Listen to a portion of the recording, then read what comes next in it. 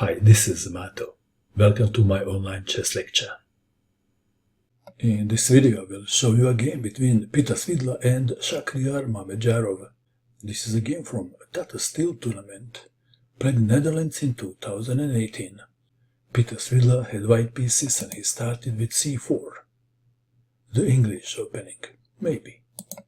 Knight to f6, knight to f3, e6, knight to c3, d5, d4, bishop to b4. The game transposed to queen's gambit declined. Ragozin defends. C takes on d5, e takes on d5, bishop to f4. Black to move. Castling. Kingside is the most played move. Mamedyarov goes aggressive with knight to e4. White to move. Queen to a4 check was played. Queen to b3 is the most played move. Queen to a4 check, also attacking the bishop on b4. Knight to c6, rook to c1, and Mamedyarov castled kingside. g3, black to move. Developing the light square bishop comes to mind, like, let's say, bishop f5, not a bad move. Bishop to d7. But there was a big surprise. Shakhriyar Mamedyarov played super sharp. g5. It is always risky to push pawns in front of your castled king. But Mamedyarov knew what he was doing. Bishop to e3. And now comes f5. Bishop to g2, intending to castle kingside. But now f4. White to move.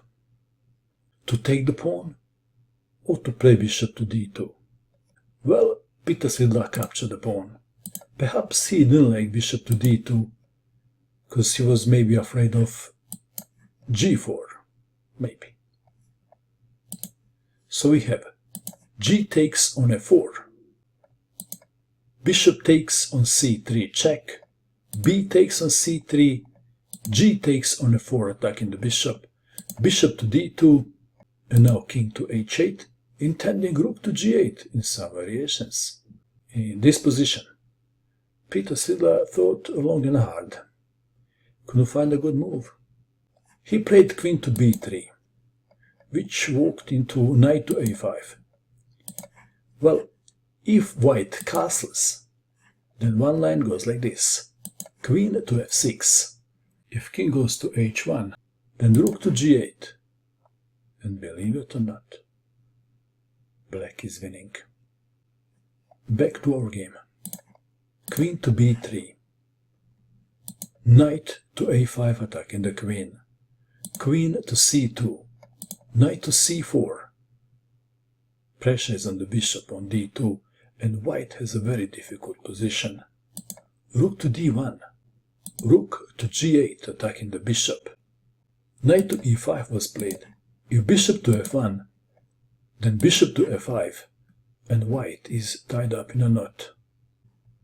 So we have knight to e5, knight takes knight, bishop takes on e5. Black to move. Would you take the bishop?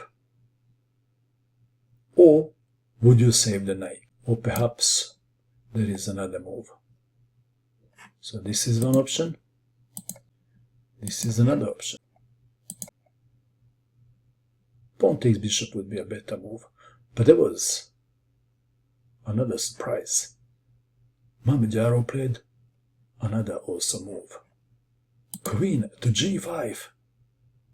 So why is this move so awesome? Well, if white moves the bishop, or if white takes the knight, what happens then? Then there is checkmate in 2. Queen to g1 check, rook takes queen, rook takes rook, checkmate. To avoid this checkmate, bishop takes on f4. A desperate move. Queen takes bishop. Bishop takes on d5, attacking the rook. What will you do? Black played a move and white resigned, and the move is not moving the rook, attacking the queen. Svidler resigned. White is a piece down, in a bad position.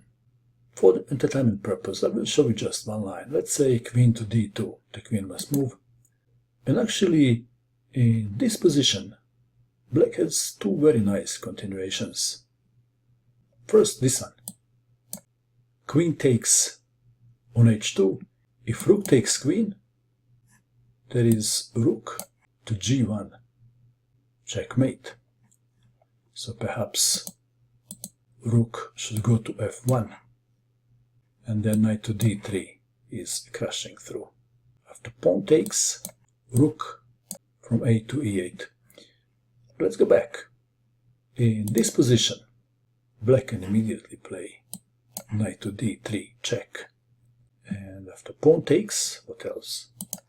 Then check, bishop to e4, queen to f3 attacking the rook, perhaps saving the rook. Everything is losing. Rook to f1, bishop takes on e4, d takes on e4, rook takes on e4, and what now? Queen to e3, rook takes on e3, and I guess we can stop here. This was an awesome game, played by Shakhriyar Mamedyarov. What do you think of this game? And that is all. I hope that you enjoyed watching this video.